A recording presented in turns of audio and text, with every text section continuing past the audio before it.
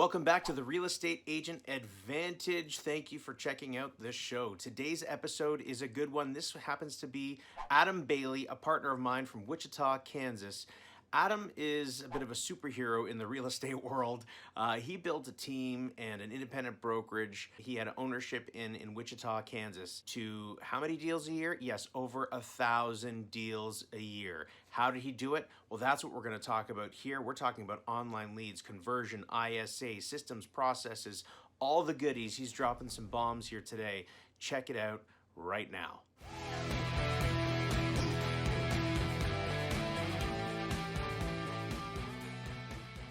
Hey everybody, welcome back to another episode of the Real Estate Agent Advantage. My name is Lauren Cooper, as always. Yep, sitting here north of Toronto, Canada, and I am here with a special guest, as I am every week on Mondays, but this one's extra special because he's a good partner and a friend of mine, Adam Bailey. Adam, introduce yourself to everybody. Say hello.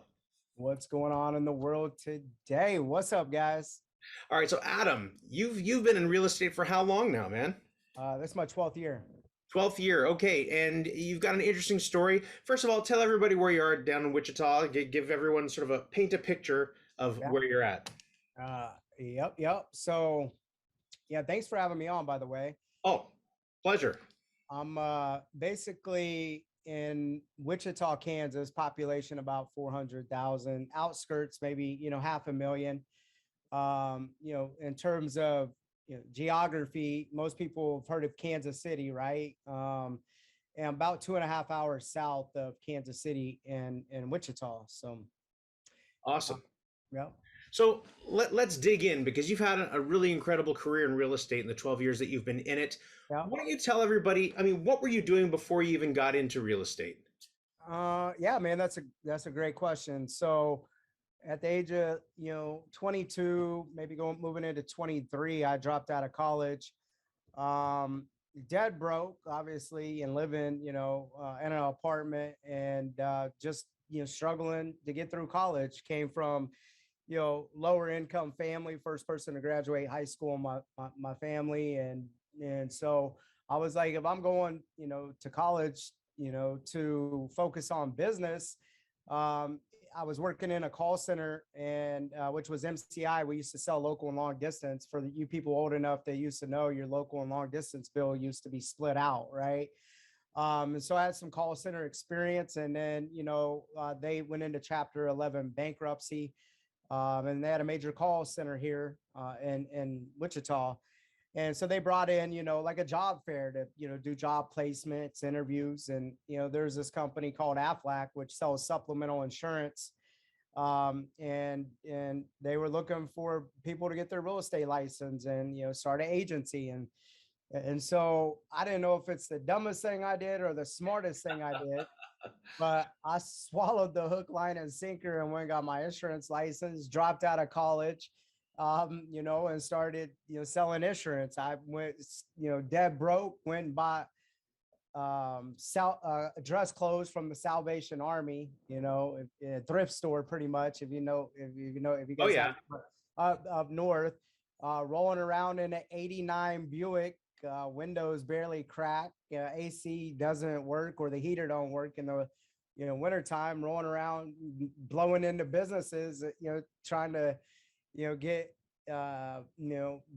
employers to let me manage their payroll deduction with supplemental insurance. So I had to figure out data management, strategic follow-up, because traditional healthcare doesn't open up besides once a year for open enrollment, right? So you have to have a good follow-up game. You got to get past gatekeepers, and then you're going to get one pitch a year, right? Struggle with that, only made $11,000, my first year in that. And that's why I said, I don't know if it was the dumbest thing or the smartest thing, because I was, paying for my education, rolling around, listening to, Zig Ziglar, right? Automobile University at its finest, for sure. But my second year, I had a guy that, told me, hey, you're probably not, he set me down. He's like, I don't even know how you got past the gatekeeper. And if you're still in business a year from now, I'll give you an opportunity. I followed up that 1 year mark. He was shocked I was still in business. I didn't tell him I only made $11,000, right? And then I ended up growing it for 5 years doing well, covering multiple states, using my call center background. And then the market crashed 08, 09, covering 3 states. People here, at least in the States, wasn't rehiring at that time due to the subprime crisis and all that stuff. And so everyone was getting out of real estate at that time. But Aflac, was giving me stock similar to the model we're in now by just doing my job.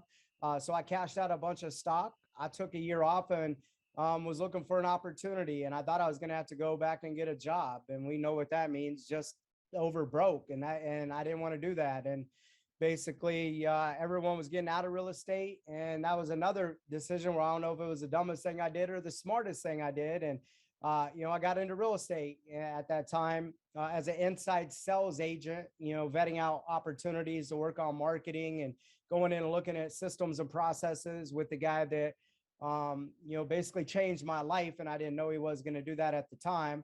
And then I started probably making around $300 a week as an inside sales agent, working on marketing, setting up appointments and things like that for the agents at the time. What kind Uh, of appointments were you setting up in that call center? there was no call center at that time. Oh, When okay. I moved into real estate, I ended up developing one for him. No one had really knew what inside sales agents were, ISAs, and there was none of that stuff. There weren't IDX feeds weren't even out yet. Like they were just coming to fruition, and so all the Right. websites were clunky. The homes that were on that website were just traditionally the listings of that brokerage, right? And this guy was on radio and had a inbound, made the phone ring, and had about 5 to 7 agents doing very well when I came in, about 300 or so closings. And then I was down at a mastermind he took me to. I didn't even have my real estate license yet. And they were talking about IDX feeds coming out, and whoever could generate thousands of internet leads um, through these new IDX systems, where every single home listed would be, running through a portal, could end up building a call center off of it. And I had that background from my MCI, how I used to augment data through the library, through public information, and target my avatar of owners. And then running a dialer at that time was unheard of in insurance, right? And so I just rolled that model into real estate, and we started generating thousands of leads. We went 6 figures in the hole, almost pulled the plug on it. We didn't understand anything about cash conversion cycle, nurturing, any of that stuff, data management at the highest level. And right around 9 months to a year into it, like we started figuring it out. And then I got my license. And very first home I ever sold was a $25,000 house. This guy had to waive the transaction fee for me to make $100. And I went on, my ego was bruised because I thought I was going to kill it in real estate, and I'd only sold, 24 houses. And that might be a lot in your market because your average sales price. And I ended up, only selling 24 houses, but our average sales price at that time was 120,000, right? Right. It would team splits and franchise fees or whatever that we had structured around our independent brokerage at the time. But we ended up building a call center off of that, was to develop agents on the phone, teach them data management, and then being able to deliver pre-approved buyers on our agents' calendars, pre-approved buyer consultations, pre-qualified listing appointments of the watermark of what we call quality, allowed us to evolve into building a client care resource center, where when I was looking around, most agents had commission breath, and they only focused on where their income was going to come from in the next 90 days.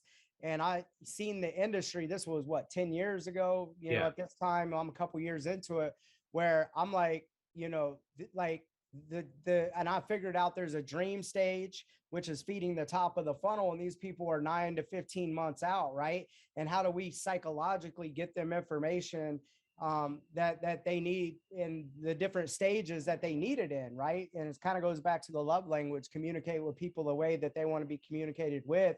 And so we started to really crack the code, and every 8 valid conversations, we were kicking out qualified appointments, and these are people we were nurturing for multiple years or whatever, and killing it with our live chat and stuff like that. And we took a a brokerage, from 5 to 7 people up over 90, built transactional departments, listings department, full blown marketing teams, operations, expansion. And, I ended up becoming a top agent in the brokerage, ended up, gaining ownership off sweat equity.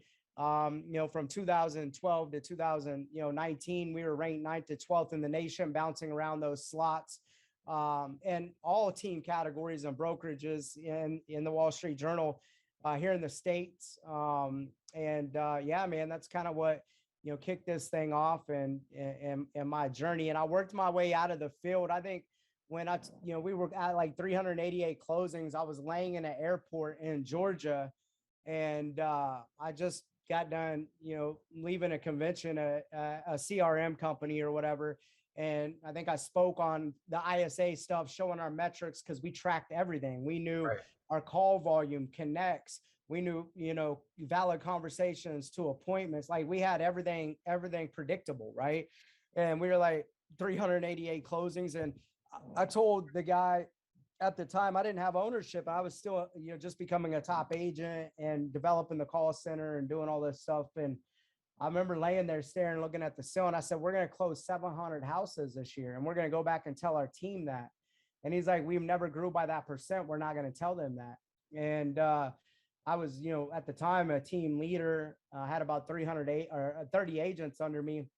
And I didn't have ownership, I don't think, at this time or whatever, and still selling. And I told the group, he said, make it 500. Don't do 700. And I said, no, we're gonna set the bar, and this is what we're gonna do. I really thought we were cracking a code. And so we laid it out there, 700.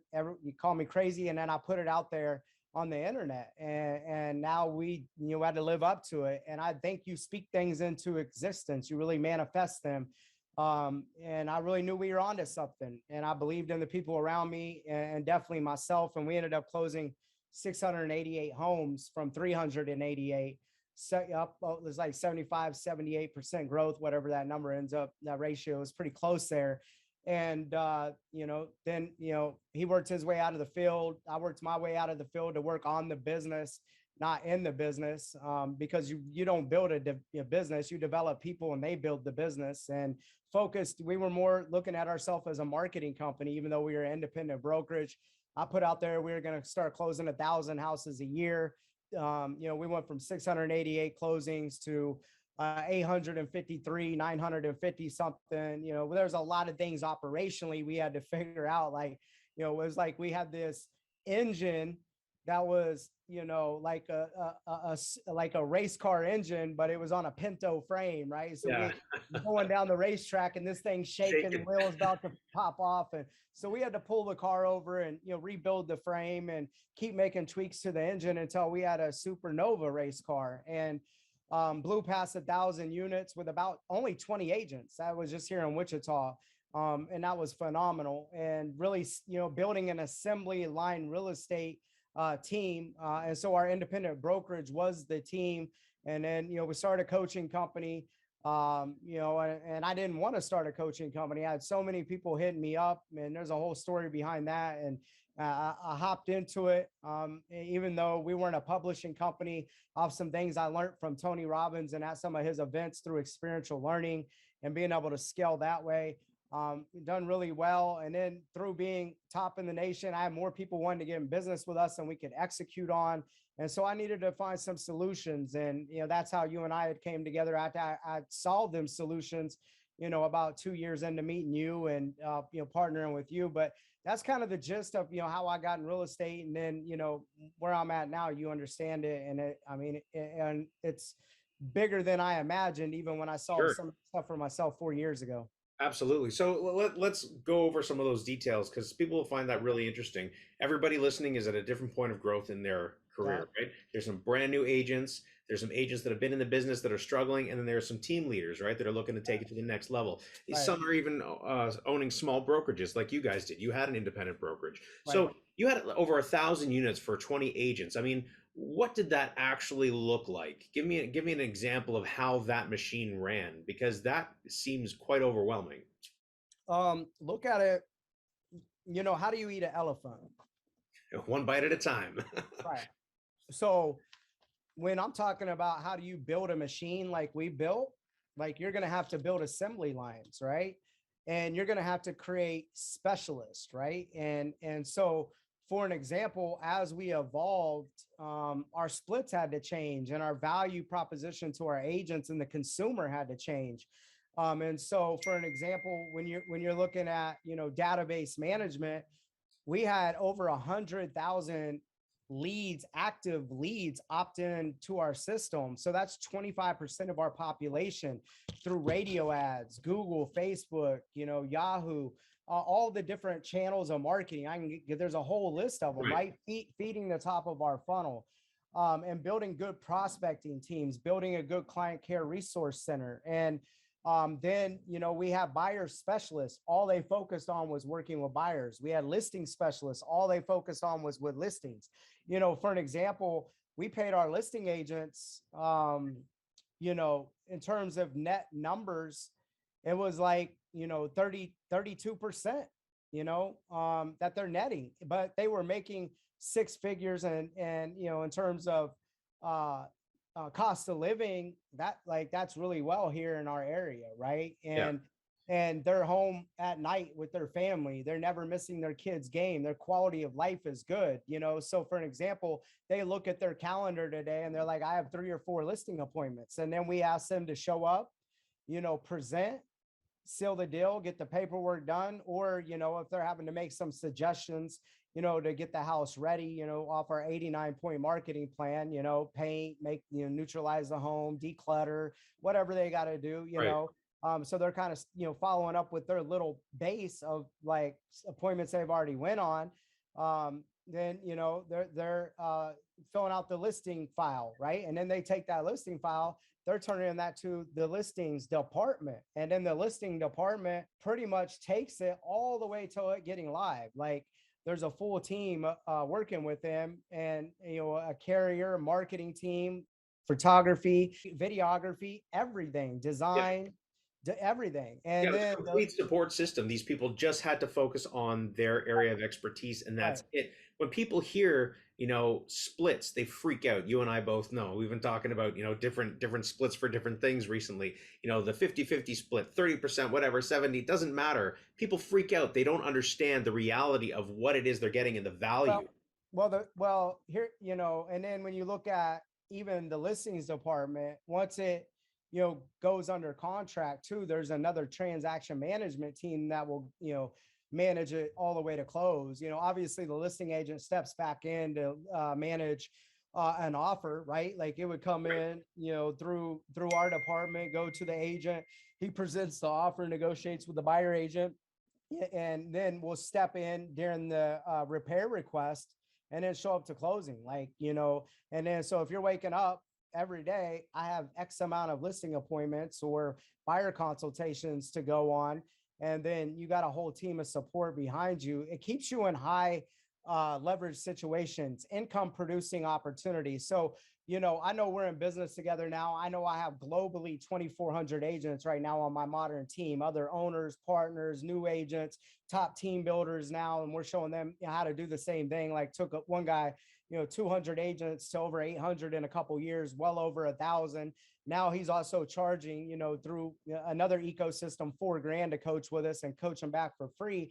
That type of stuff changes your net profitability. And the conversations that I have up there with, like I had a call yesterday with the guy up in Canada, looking at the model after our, calls yesterday. It was my last call of the day, and doing 150, 200 units, 300 million, highly profitable. But he paid Remax $100,000, and he's on the 95-5 split, right? And I know what ours is, but there's a cap. And I'm like, dude, I'm going to save you $80,000. And this is a 100% model for you because you're an icon agent. And I'm going to show you where the plus is going to come from, right? Right. Like I For made people that don't know what you're talking about right now, I'll just lay it out quickly. Adam and I are partners together in EXP Realty, and this is not, one thing or another thing. All companies have their pluses and minuses, but with us and our specific model, he's talking about how you can be more efficient and more profitable if you're running a team that Yeah, size. Just to shed right. light on it. Right. So this guy, talked to one of my other, people, and, he declined because EXP isn't making any one of us successful. We had our own brand, we got our own business, we got like everything. And basically it's like a little Intel chip that we can plug into our business to create more opportunity for our agents, right? Help them build equity, help them build an exit strategy without going and buying rentals or flips, or them eventually outgrowing us, because we're always developing in the old models our people, to be developing to be a top Competition. agents, but they end up becoming competition, Yeah. right?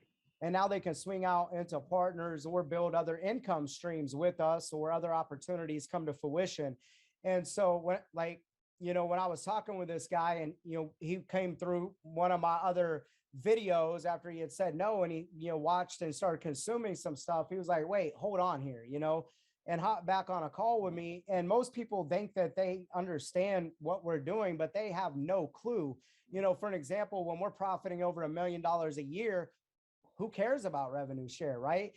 Some of our tech we have is great for single agents, but we'll call that the Cadillac, right? And we were running a Ferrari of lead generation and CRM. So what's a Cadillac to a Ferrari? So I didn't get that when I was, trying to solve this solution. No one brought the model to me, people telling me I needed to look at it. So that didn't make sense. I understood the equity piece, because that's what Aflac did with me. And thank God, because I cashed all my stock out, and it gave me a year, not to be forced into something else, to where I could make a smart decision to get into real estate when everyone was getting out of it. Right. So what was that?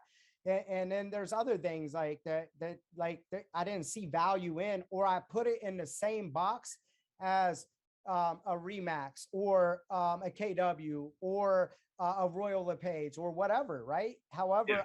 I didn't know what I didn't know. I have blind spots until I watched a guy I respected, scratch a check for 75 grand, closing 600 houses a year, to Remax, to buy himself out of his franchise agreement. And I called him because I've been saying no for a year and a half, but I still had the problem I was trying to solve, right? And he said, you need to understand the business solution tools inside an enterprise. I said, I talked to 5 or 6 people. I haven't heard about no business solution tools. I hear about the same shit, right? Right. Or whatever. You might need to bleep that out. But No, it's all good. It's all good. okay, all right. Adult program. So then I started shadowing him in his business solution tools, and watching him start to sell houses faster, going fast, further into other markets. No debt, no overhead, no liability, no brick and mortar, no, even though we still kept, we have ours, and a lot of my teams did, personal preference, and I was like, boom, the light went off, and I was like, this is exactly what I needed. And for people to hit the join button, for what the amount that it costs to sign up to get all your tech package set up, it cost me multiple 6 figures, to align it and do what I was able to do. And I thought I was cool, doing what I was doing, with the You were doing thousand. it at a high level, like very high level, like you said, over 1,000 houses a year. You had a big team running a well-oiled machine, and Right. then you saw something that was just made more sense. It was more efficient. I mean, that's what clicked for you, right? You got to understand, I didn't know that at the time. When I came on in 2018, I risked a lot. I had, my mentor. I'd been running the business and the operations, and had other people, and a lot of other people around me. But his equity piece was up there, close to $4 million. And a few other people had small equity, pieces that he granted them when he gave me mine, and turned things over to me, right? And so I was going to pick that up and then still roll us to EXP. However, I ran into some other issues with my partners that just worked in the field. They weren't working in the call center. They weren't in the trenches with the agents. They weren't on the road with the expansion team. And if you go back and look at some of my other videos, I was overweight. I was drinking a lot. I was unhealthy, but I got all these awards. We're number one in Kansas for 10 years, top ranked in, the states, and open expansion offices. But, my son can't eat those right now. Right. And that doesn't create more opportunity for agents. Like the franchise model, and team model works for a couple people at the top. but not the masses, right? Right. And when I have people like, Tierney, you're in financial alignment with her. She was the number one team that I had coached over a couple years. That we hit the number one spot in the number one market center in the world, and we're All right, so trying to. let's tell everyone because people don't know what we're talking about here. Tierney is Tierney Jordan. That's who you're referring to. Yeah. She's in Dallas, Texas. Tierney and Walsh, and Mhm. they ran the top team in Keller Williams for a long time there, Right, and were coaching with you directly before they came over to right. join us at EXP, right? Right. Well, yeah. Well, no, she tried, we tried to get a deal done when we were independents because Ah, obviously coached her up, but then, she had millions invested in her brand. I already coached her, to get into that number one spot. Obviously, it's all the credit to her because you have to execute, right? Execution wins. absolutely. But then we had millions in our brand, and then we couldn't make the numbers work because one person ain't gonna lower their flag to raise another, right? And then there's many more cases behind that. And then when I came to EXP, she said, "You must be having a midlife crisis." When it cost me all the money, I sold my coaching company, and there are a lot of other factors where I couldn't work in my own hometown for a year. There's a lot more to it. I risked everything I have: relationships, money, equity, Yeah, you started everything. over. Right. And so, but I said, come to this mastermind with me, and if anything, you're gonna get a good vacation out of it. She came down there, shadowed me. I never asked her to partner with me, never asked her to join. At that time, there's a lot of theory behind this because if I could rebuild with this tech and be closing homes, at that time I was thinking small. I was thinking only nationally because I was going up and down the Midwest, right? Even though Right. we're at national rankings, how can I take what I'm doing and take these machines and implant them in other cities with other good partnerships where they run their own P&L. We have no control over that, because someone's always going to get their butt hurt when you're tied to a P&L. Someone is putting in too much money, or someone's not pulling the labor, or Right. doing what they need to do, and then the brand and everything, right? And this model just works with that. So I was like, if I could have 500 partners, agents, and then get a lake house, run all this from my lake house in 5 years, because that was the perfect plan. And it took us 9 years to build up to 90 agents. And that's with our call center and multiple offices, right? And I had 90 agents in 90 days rebuilt with high quality people in 90 days. So what took us 8, 9 years to build, and I came into a great foundation and a great business when I walked into it, right? To build on top of that foundation That's in the happened. old, in the original independent model that you were in. Right, right. So I just collapsed time like no other. And I said, holy crap, I have to rethink this whole thing. I had 500 agents at the end of my 1 year mark. And, I've taken a lot of time off in this model and done different things, but right around, 2,400 partners and agents, and expanding up and down North America. And then also have agents closing houses. EXP is in 24 countries right now, and there was 2 when I joined in 2018. But Australia, Colombia, British Columbia, and the UK, India. They're for us in the network getting going, nothing to brag about, but still getting paid on transactions there, right? That's crazy to me. Yeah. Yeah, absolutely. So, all right, let's take a quick step back for a second into just plain old real estate, because you got a lot of people listening that are, maybe running large teams, and large teams have kind of taken over the role of what brokerages used to be. Brokerages Right, used to be like a 50-50 split because they used to provide leads and they used to provide marketing and all, and mentorship and training and all that. They don't do that so much anymore. They can't sustain it on the model that they're doing. These right. 95-90-10 splits, it just doesn't work. So the teams, the modern sort of or modern traditional team, sort of took over from that brokerage model. A lot of people that build that up to a certain level now are basically running their own brokerages and thinking of starting their own independents. You were Mm, there with a large independent. You grew up sort of in it, right. and then grew it to a certain level. To take that model of success, you were already successful, and to go to something completely different, I mean, that takes guts and courage and Mm, vision. So it's difficult because there's a lot of ego at play in everything that we do. There still is. Everything that we do has involves ego. But when you've built up a machine like that, it takes a lot to be able to look at it and say, wait a second, maybe there's a better way of doing things. I always look at it like, you know, um, I always approach everything like I could be wrong. You know, um, when we started building a call center, everybody told me it couldn't happen. Like everyone, no one had this. Like, that's why it done really well once we cracked the code. Now everybody, what do you hear all the time? ISAs, inside sales Right. agents, OSAs, right? Like people told me you couldn't build a call center, a resource center, client care department, and real estate. All of everybody. It's the old way of thinking. Things are always evolving. Yeah. When EXP came on, they're like, it's not sustainable, right? Like, it won't work. And a cloud office, whether you have brick and mortar or not, like that's personal preference. Like, and so it's like, okay, when I joined in 2018, we did 500 million in revenue all that year. This last year, we just came out with our financials and we did $1 billion in the first quarter of this year, right? And we've opened 20 more countries, and we just announced Dubai and Chile.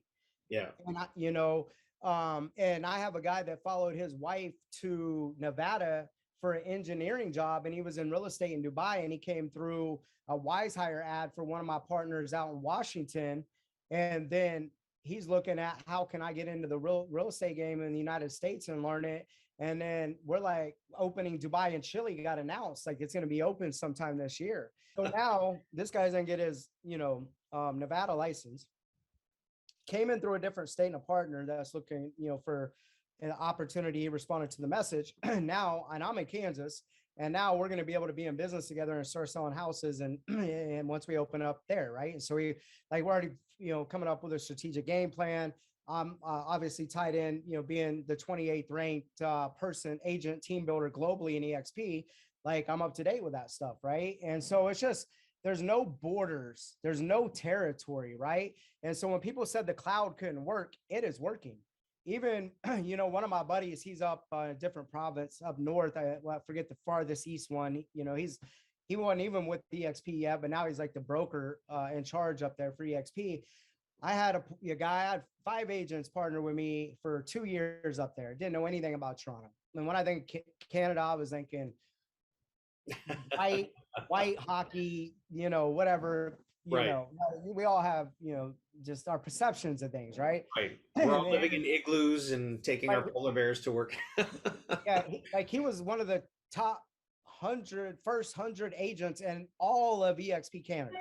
So he went through a lot of, things with building out broker operations, same things we went through in the States, like even like you guys, of how like lag and the growth is. And my analogies with that. Yeah. And then, as a couple years went by and he's growing, he's doing well. And he moved over from Remax, and if his business didn't grow or change, it saved him $70,000, right off the bat. Right. And the splits, we're like, this is what we're talking about too. Like, don't focus on splits, focus on net profitability. Right. And so it was about net profitability and thinking like an owner, right? Not like an employee mindset. And so, That's key right there, Adam. I think you touched on something that's key and that's different in real estate, especially north of the border. I find a lot of the people as real estate agents think of real estate as a job or a career rather than as a business or a business owner, and that's a big mind shift. Yeah. Like here's the truth of it, man. Like we're running a marketing and sales team, and real estate is just the vehicle in terms of how we make money. And so if you don't treat this like a business and know your numbers and structure it, and we are a marketing company, right? And damn near direct response, and we're a sales team, right? And if you don't run it like that, you're never going to have a predictable business. I mean, you're going to have, a hobby. And even if you do really well at, working past clients, sphere, things like that, if you don't even have a predictable way to build a good raving fans program, you're always going to be wondering where your next deal is going to come from, right? And you're always going to be trading time for money. like I made a, whether I work or not this year, I will still profit well over $1 million, right? Whether I work or not. And I no longer trade time for money. And that's where most agents, they wake up broke every month and got to restart and do it again. And most of them that don't even, run it like a business, they make a lot of money one month and then they go broke and they're on that roller coaster effect. Oh, I'm getting broke, anxiety, panic. I don't know if Absolutely. this is for me. And then boom, they start doing the behaviors that got them there. But then when they start having the deals come in, making money, they quit doing those rituals and them income producing activities, and they don't run a profit and loss statement, right? And that's how we know how to do the right things in the right financial order to be able to run it like a business, right? And allocate budgets and build up to building systems, people, Yeah. and scaling that thing to where it is a machine and can run with or without you. And you And learned that in the school of hard knocks, so to speak, because when right, you first came in and developed the team, and the independent brokerage, right, you were the first ones to do it. And like you said, after like 9 months, you were like, I don't know if this thing's gonna work. We're up to our eyeballs in debt here. right, What's going on? You had to right, really focus in on the numbers and the systems to right. make that happen, right? Right. Yeah. Yeah. I mean, without a doubt, like most agents just have a high paying 1099 job. That's it. Like, what is your exit strategy? Even people that have small teams that are still producing, like I was on a call a couple of days ago and I was looking at her numbers in her business. And I said, if you quit producing, if you back out your production, you don't have a business. Mm-hmm. Like your business can't survive with the cash that's coming in from these other agents. So you need to make some changes. Like, and she's like, I've been doing this 20 years. I know I need to, but it goes back to ego. Ego has cost me a lot of money and made me a lot of money. And so I said, you need to remove yourself from this equation and start thinking exit strategy. And you are a very talented person with a lot of knowledge, and go and impact other people and create more opportunity for them, help them be more profitable, right? And then in turn, you're going to create more leverage, and then you're going to teach them how to also do the same thing. And that's what it's all about, helping agents build something that is bigger than their self, right? And most agents are so stuck on their self that like they will, That's the business though. That's the mentality when we all get into the industry, well, most of us, I should say, especially if we get in as solo agents. In most brokerages and most offices, franchises, doesn't matter. You're like this and like this. Whatever's working, you're holding on to tightly because the person right over here is going to compete with you and use that to their advantage. And everyone's really like kind of tight-lipped about everything. Whereas in this kind of environment and culture that we've created within the new opportunity that we have, it's a different thing, man. Everybody is sharing and wants to see and help everybody else succeed because we all succeed together. The better you do, the better I do, and vice versa. yeah, It's a yeah, very yeah. different mentality for a lot of people, especially people that are salespeople in real estate because it's not what they're used to. Have you ever been to an agent retirement party? Yeah, it's called a funeral. Like, I It doesn't mean, happen. you've never, like, I had never seen people like say, very, like, they're out there, you know what I mean? Well, I ended Sure. up coming from nothing and building up a good portfolio or making some good investments, but you just don't see it. Like, we can show people actually how to be a new agent or a common agent and build a business without a big investment. Go try to buy a Remax. People, I hate to bust you guys' bubble, but people are not doing business with you because of that balloon. It is doing nothing for you. And Remax don't care if you make it or not. They're still going to get their 5%. They're still going to get their franchise fees, their desk fees, whatever. And same with all these other traditional brokerages, right? However, this is a single agent owned brokerage. There's no recruiters. And people say, all you guys do is recruit. Like I got like we 8,000 houses last year and we didn't have the 2,400 agents. I've doubled my stuff. And that's just with the uncapped people. So it's probably closer to what I know my true teams are at, 1,600 closings, 16,000 closings, right? Like, we're moving units. None of this works if we're not moving units, but you will never build a business if you don't attract people to your vision and Yeah. to your mission. Well, when you're talking about business, okay, you're talking about whether it's teams or brokerages. They always say since day one, all coaching on being more profitable in teams and businesses, it's recruit your way to profitability. That's it. That's how they Oh, build it. you go buy a hamburger shop, you go buy, whatever business you see, there are people in there helping run that. You know what I mean? Right. However, do the people in there run that have 50% equity in sharing the income and the revenue and open collaboration? Is the guy that, was running that, hamburger franchise showing you exactly how he's running that franchise? You got to kiss ass and put hours in just to get off minimum wage, just to hopefully be a manager one day, right?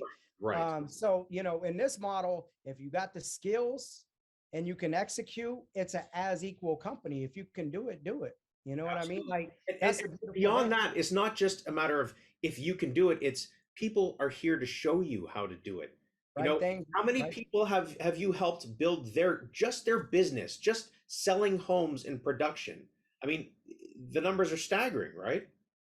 I mean, the one, like, I mean, Tierney that you're talking about, she just had a handful of agents and was a lead listing agent in her business. Now she has a team of 500 agents and globally. You know what I mean? Matt Smith, that guy went from 200 units. He didn't come here to build a modern team. He wanted me to show him how to build a traditional team. Most people are just trying to figure out how to build traditional teams, and they're not even doing it right because the margins are so low. If you're really Right. going to generate leads, give back in support, do everything, you could be having big volume and big numbers, but I don't like, how profitable are you? You know what I mean? Exactly. And not too many people are, and or you back out their production, they don't have a business, right? And Matt went from, whatever, 2 to 8, well over 1,000. And I'm obviously, I posted what I'm making this month, you know what I mean? Just a couple hours ago. And, Matt and I was looking at net numbers, and he's like, dude, I sold over 800 houses, or it was right under 800, whatever it was at, last year. And he's like, but we netted the same amount of money, but he's like, I killed myself doing it. And I said, dude, I've already been there and done this, right? You couldn't pay me enough to go back and do it, but people are dying for us to show them how to do it. But Right. there's even a better way, you know what I mean, to do this. And so, now he's building the modern team, and he's like, I don't know why I didn't do it sooner. I said, well, it's limiting beliefs, it's head trash, or you think that you have to do this and in terms of do that. Like, we have one guy, he was stuck, he's even my hometown here. He went, was stuck at a company called ERA, and 30 units a year. He had already been with EXP, and he's like looking at EXP like, well, and I'm like, who you partner with matter. Like, I'm a business with a number 1, number 2, number 3, number 4 team builder in all of EXP, and my sponsor's number 19, and I'm 28. Like, who you partner with matters. This is a little piece of technology, and we're plugging it into our business. If we're an independent, we're still winning. If I'm a Remax, I'm winning. This is just the most profitable model to build in and to create more opportunity for the people around me. And that's it. This wasn't about me. It's about me being able to create more opportunity for the people around me being able to take what I already know and contribute and impact and influence more people's lives than I could in these other models, right? And so then Matt said, and he's like, you're traveling the world. You have all these partners that are very similar, because I'm not forcing working with anyone. Like, I had a guy that's an icon agent looking at getting in business with us.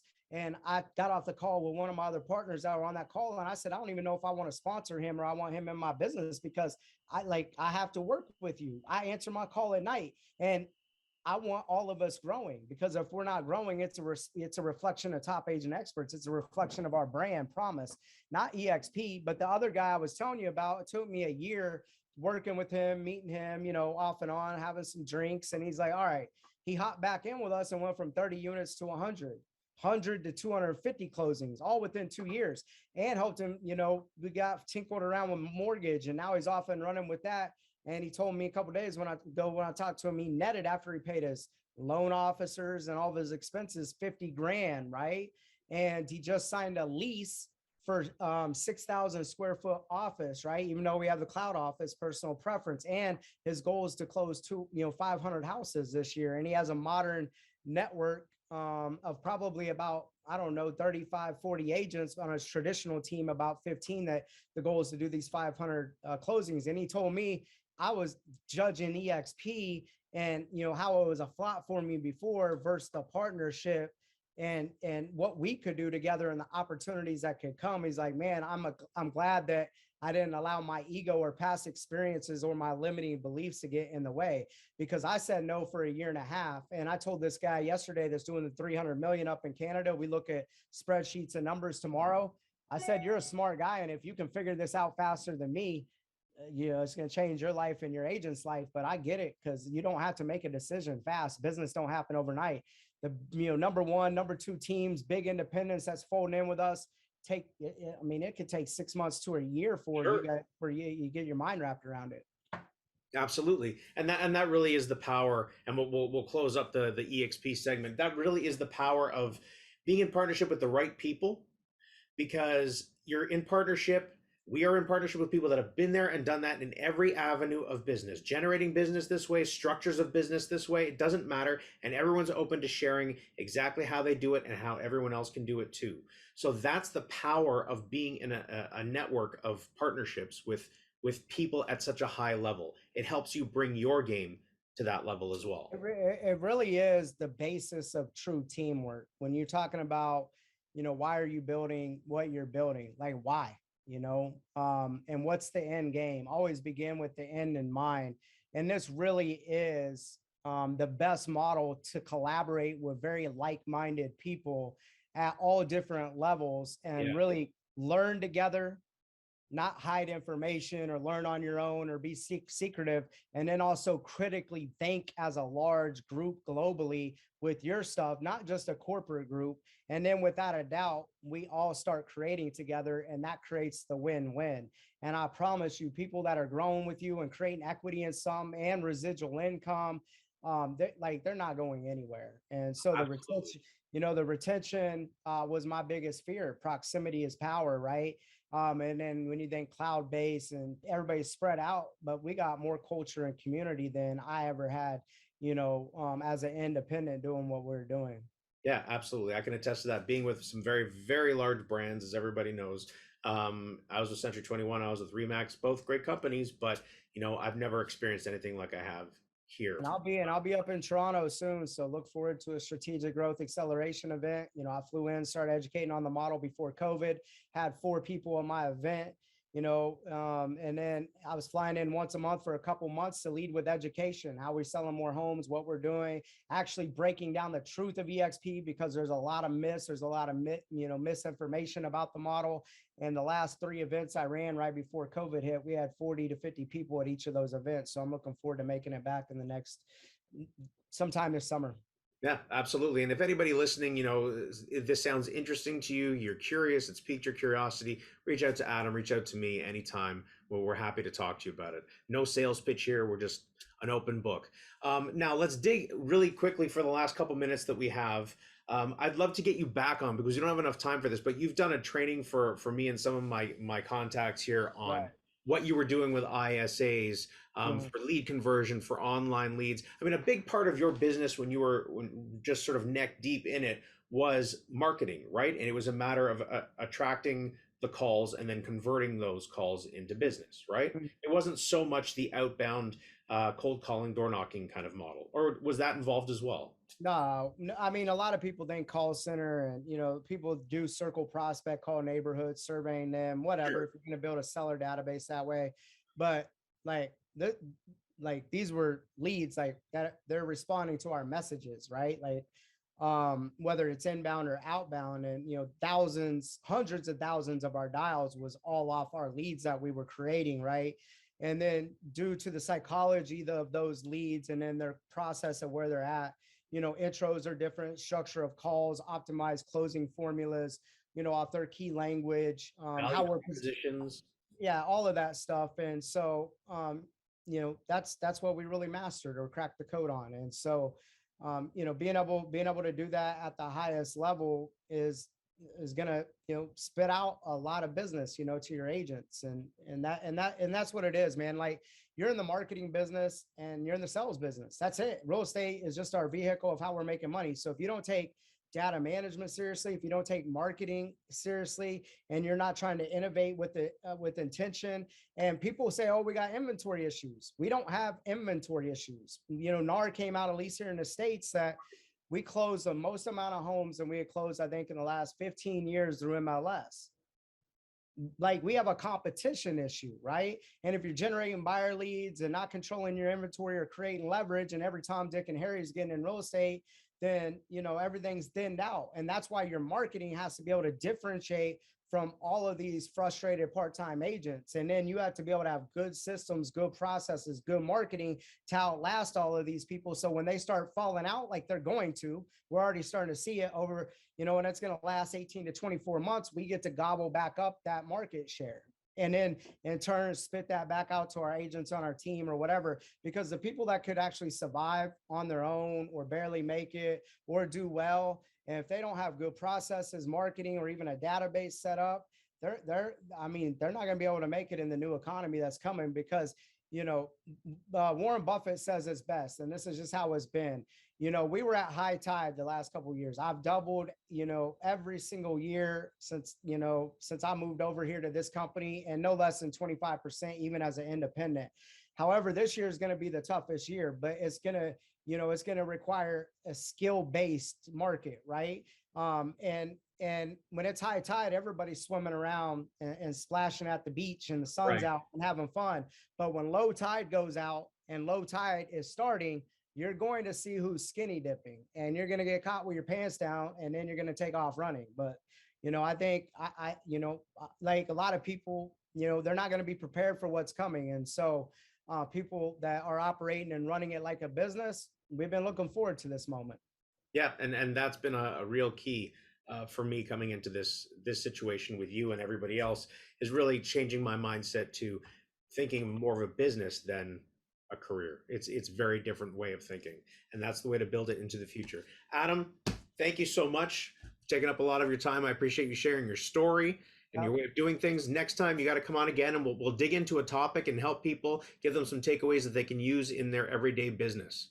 Yeah, I love it, man. These are ownership positions. I mean, to hit the join button for a couple $100 versus buying a franchise, you don't have anything to risk besides your ego. Just do it. Exactly. Thank you, guys. This has been the Real Estate Agent Advantage. Remember to like, share, and subscribe, and we'll see you guys on the next episode.